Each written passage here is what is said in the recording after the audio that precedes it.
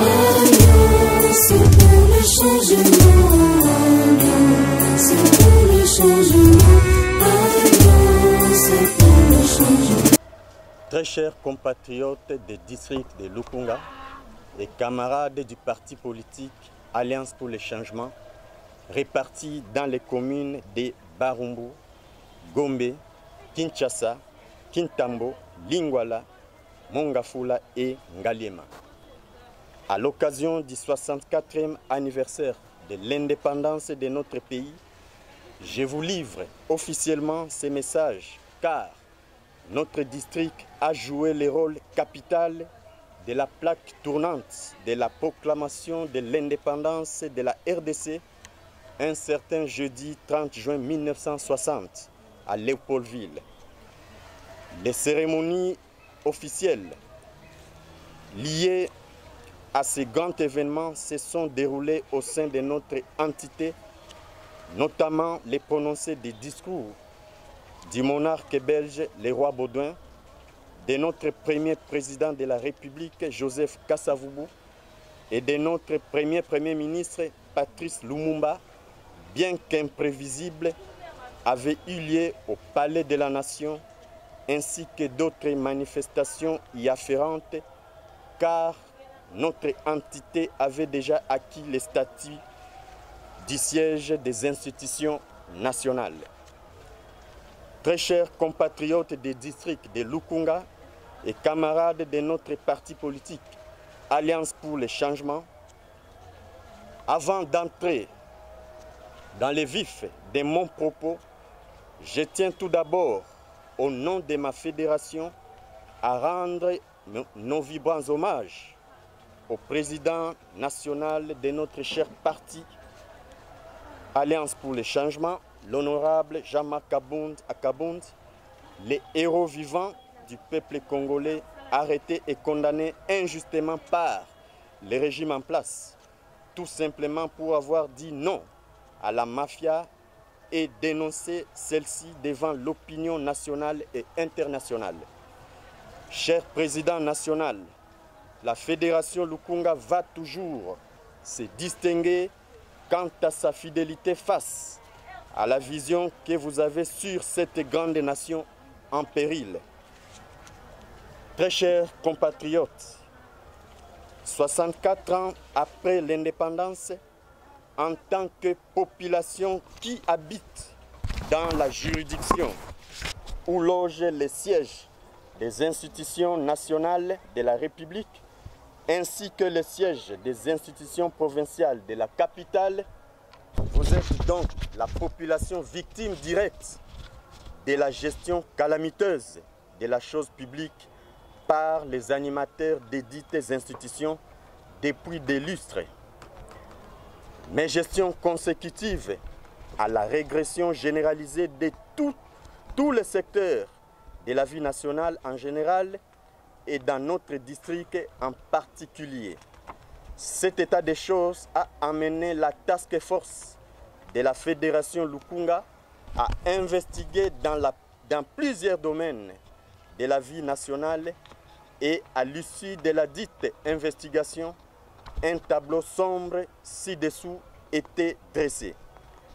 Premièrement, nous commençons par les paniers de la ménagère.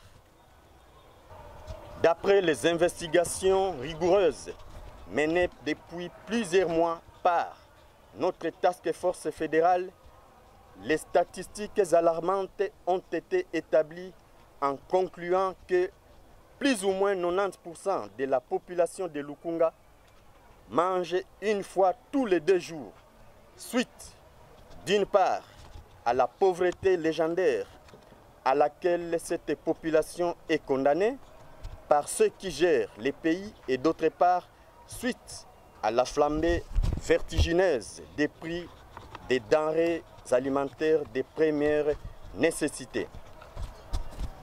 9,5% de la population de Lukunga mange une fois par jour et 0,5% restant de la population de Lukunga, constituée essentiellement des familles et amis de ceux qui gèrent les pays ou encore de ceux qui ont géré les pays dans le passé mangent 2 à 6 fois par jour.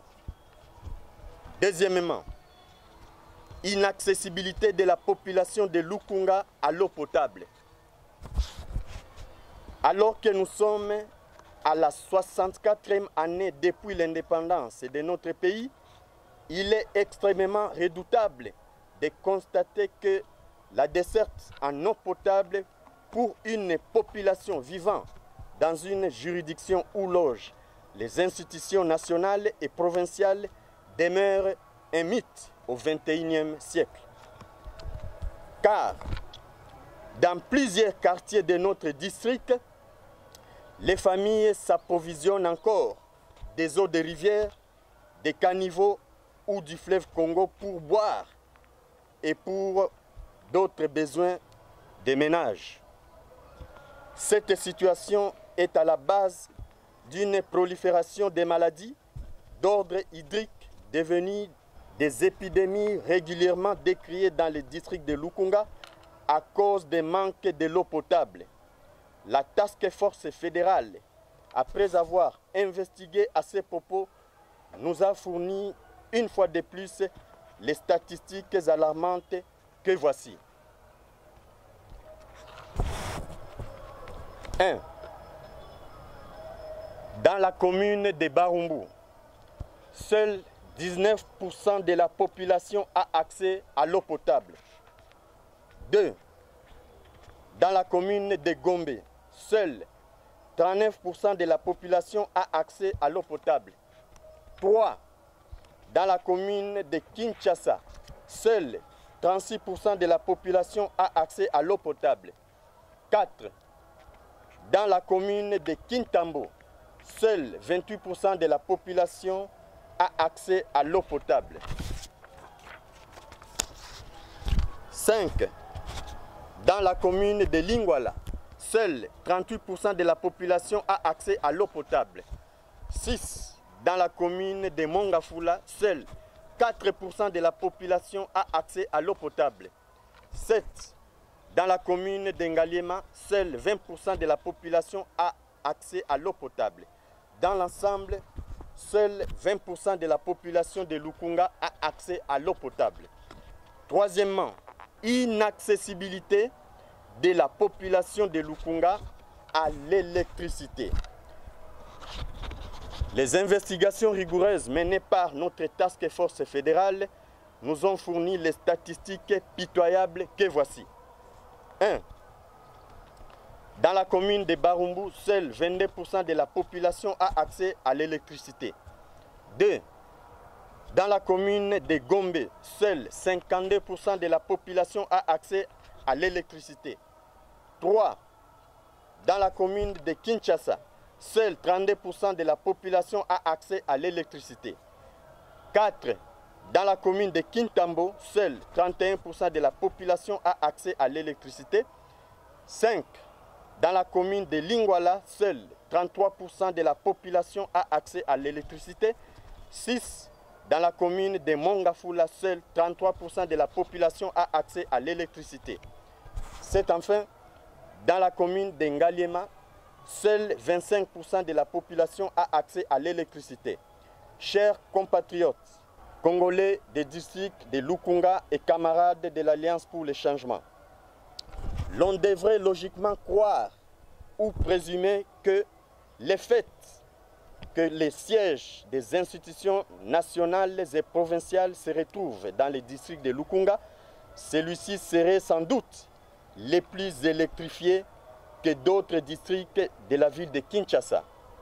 Mais hélas, les districts de Lukunga n'est électrifié qu'à 20% seulement, selon nos investigations, car plusieurs zones sont régulièrement frappées par les systèmes ou pratiques communément appelés délestage, consécutives à l'insuffisance des cabines de la SNEL dans nos différents quartiers de notre district.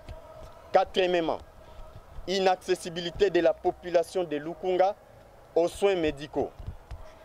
Les investigations rigoureuses de notre Task Force de la Fédération Lukunga nous ont fourni les résultats fiables et vérifiables selon lesquels les soins médicaux demeurent un denrée rare à la population de Lukunga, car dans toutes les formations médicales publiques, la prise en charge médicale d'un patient est un préalable conditionné par les paiements d'argent, qui du reste est fatal à tous avant d'être soignés.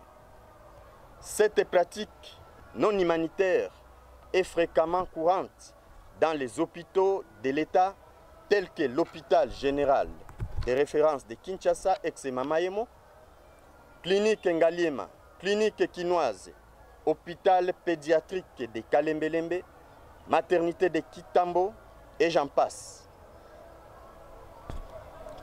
Conséquence, sur les 100% du taux de mortalités annuelles observés dans la ville de Kinshasa, le district de Lukunga vient toujours en première position des taux de mortalité depuis l'année 2019.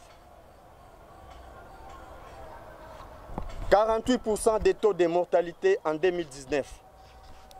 55% des taux de mortalité en 2020. 59% des taux de mortalité en 2021. 60% des taux de mortalité en 2022. 70% des taux de mortalité en 2023. Et à ce jour où l'année en cours touche à sa première moitié, le district de Lukunga est en tête du classement des taux de mortalité avec 62% selon les données que la Task Force fédérale a récoltées auprès des différentes zones de santé de la capitale. Cinquièmement, quasi-inexistence des voies routières dans les districts de Lukunga. Chers compatriotes, cela n'est même pas à démontrer car les artères les plus embouteillées de la République démocratique du Congo se trouvent à Lukunga, suite au manque d'une politique claire d'entretien et de construction des routes par le régime en place. Dans le cadre de nos investigations à travers la Task Force fédérale dans ce secteur, les statistiques alarmantes nous ont été fournies comme suit. 96% des routes des districts de Lukunga sont en état piteux. La construction de nouvelles routes ne figurant pas aux axes prioritaires ni du gouvernement central que provincial, seules les voies routières en majorité construites depuis l'époque coloniale servent encore à la mobilité ou à la circulation des populations de notre district pilote. Conséquence, les embarras dans la circulation qui se manifestent par les embouteillages sont devenus fatals dans toutes les routes principales et secondaires de notre district. Sixièmement, inaccessibilité de la population de Lukunga à l'éducation. Les investigations de notre Task Force fédérale renseignent que depuis l'année 2019, les districts de Lukunga comptent les taux les plus élevés d'analphabètes dans la ville de Kinshasa, en dépit de la gratuité de l'enseignement aux écoles primaires dans les écoles publiques, laquelle encore tant vantée par les régimes en place.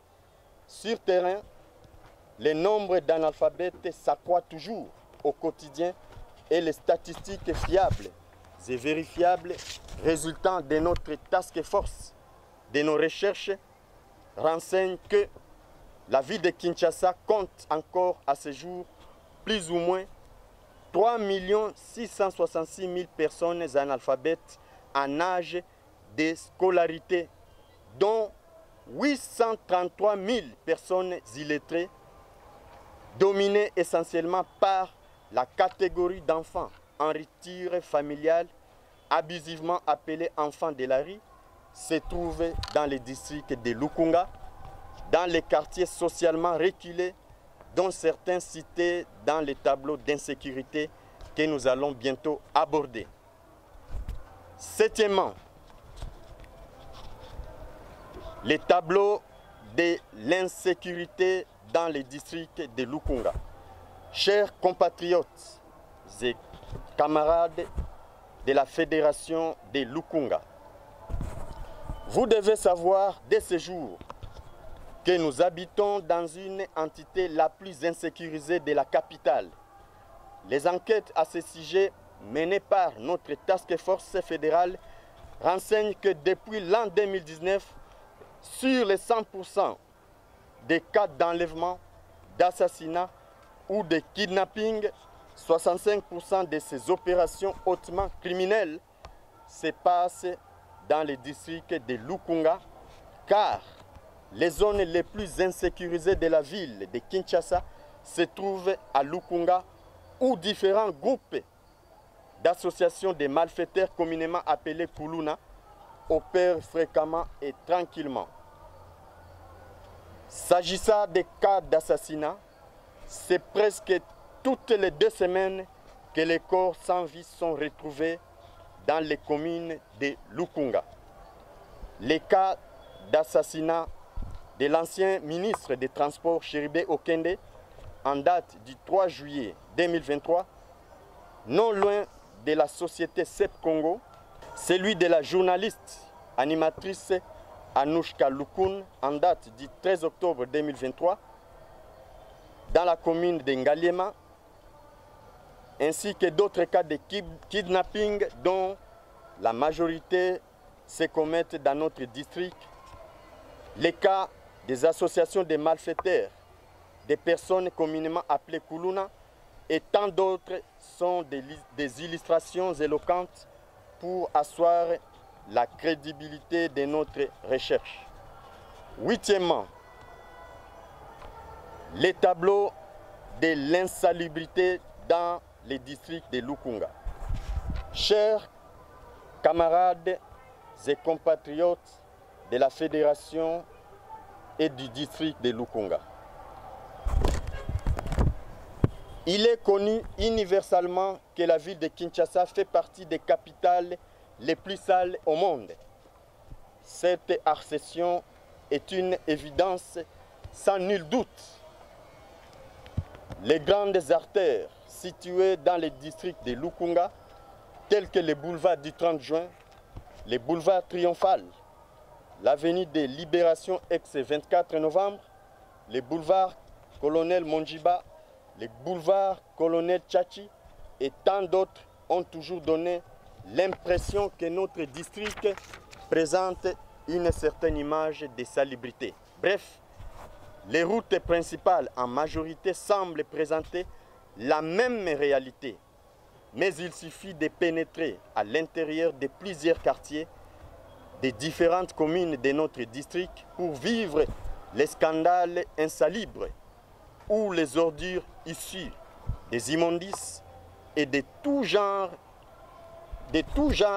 ainsi que des caniveaux qui restent en majorité non curés vous accueillent. Neuvièmement, enfin, les tableaux du tapage nocturne et de la jouissance voluptueuse dans les districts de Lukunga. Chers compatriotes et camarades, il est extrêmement regrettable de constater que dans un pays où une partie du territoire national est occupée par les forces étrangères rwandaises sous le label du M23, l'insouciance de la classe dirigeante face à cette situation a fatalement affecté une bonne couche de la population qui n'a pas de choix de s'adonner aussi à la distraction voluptueuse. La ville de Kinshasa, pour votre information, est la capitale qui compte plus de terrasses, boîtes de nuit, bars en Afrique. Et par ricochet, la capitale qui compte plus d'ambianceurs sur la planète Terre. La task force de la Fédération Lukunga a répertorié plus ou moins 3669 terrasses, boîtes de nuit, bars et autres lieux de distraction dans la ville de Kinshasa. Et 1223, soit un tiers, se trouvent dans les districts de Lukunga. Cette prolifération des terrasses, bars et boîtes de nuit est à l'origine de l'accroissement des taux d'ivresse à Kinshasa et à Lukunga en particulier. Chers compatriotes et camarades, au mois de mars 2023, le président de la République française, M. Emmanuel Macron, était à Kinshasa et pendant son séjour, on l'a aperçu dans l'une des boîtes de nuit de Kinshasa. Beaucoup de compatriotes ne savent pas jusqu'à ce jour les motifs ou la raison qui a fait que le président de la République française fasse ce geste d'aller boire dans une boîte de nuit à Kinshasa. Chers compatriotes et camarades, voici les explications quant à ces.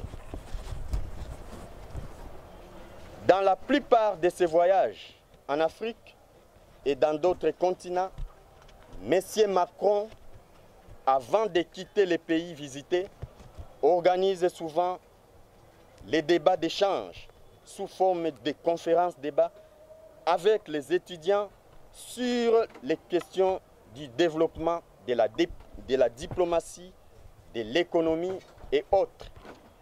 Mais en arrivant ici chez nous, il a estimé que c'était inutile d'organiser un cadre d'échange avec les intellectuels de la RDC, car la grande majorité de ceux-ci se sont inscrits dans une méfiance totale sur les vraies questions qui rongent la nation et ont comme activité principale la fréquentation des bars, terrasses et boîtes de nuit, comme vous le savez. Ce qui est grave, la fréquentation des bars, terrasses et boîtes de nuit. Ce qui est grave, chers compatriotes, un ministre du gouvernement central en place avait rejoint Emmanuel Macron dans cette boîte de nuit, ne sachant pas qu'il était en train de discréditer la classe politique à laquelle il fait partie. Chers compatriotes et camarades de l'AC, depuis que Dieu a créé le monde et depuis que l'humanité existe, la République démocratique du Congo est l'unique pays dans lequel on a vu un ministre du gouvernement central en train de se bagarrer dans une boîte de nuit. Cette scène honteuse s'était passée à l'époque de l'ancien régime de M. Kabila, qui le même jour avait révoqué ses ministres du gouvernement. Voilà un peu l'image que projette la classe politique congolaise à travers le monde. Pour terminer mon message de ce jour, vous adressez à l'occasion du 64e anniversaire de l'indépendance de notre pays, j'en appelle à toute la population de notre district de Lukunga à adhérer massivement dans notre chère formation politique, Alliance pour le changement, car pour changer ce pays, nous devons nous unir pour chasser cette classe politique qui fait la honte de notre pays. J'encourage les membres de tous nos organes, structures d'appui et structures informelles, je cite les sections, les cellules, les sous-cellules, la Ligue des jeunes, la Ligue des femmes, les blocs du changement et la force du changement, à redoubler les efforts, à travailler plutôt sans relâche pour le rayonnement de notre fédération. Puisse Dieu bénir et protéger la fédération Lukunga, puisse Dieu bénir et protéger le président national de l'Alliance pour le changement, Jean-Marc Akabound, puisse Dieu bénir et protéger la République démocratique du Congo. Je vous remercie.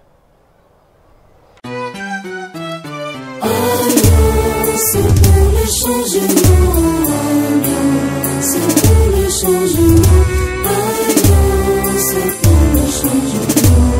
Parti de la rupture, parti de la résilience, parti de combat pour la démocratie et l'état de droit. C'est pour le changement, c'est pour le changement. C'est pour le changement, c'est le combat de la liberté, c'est le combat pour l'égalité, c'est le combat pour la justice. Avançons sans relâche car l'avenir est radieux, vivons sans peur pour le bonheur de tous, écrivons ensemble l'espoir glorieuse de notre pays.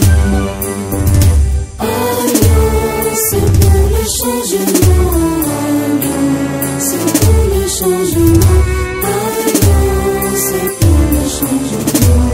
Cultivons notre sol pour produire de richesses, créant de bonnes structures économiques, politiques, sociales et culturelles. Car le bonheur et l'avenir de l'humanité en dépend.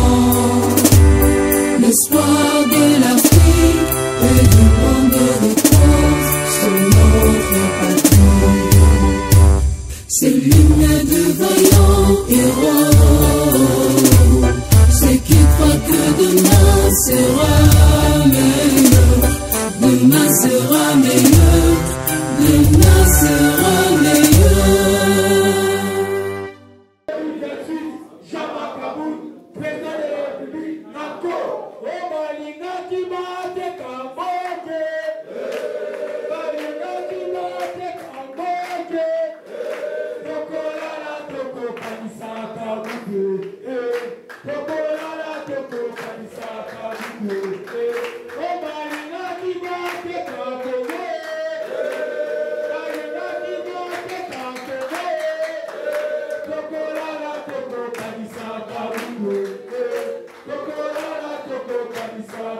No.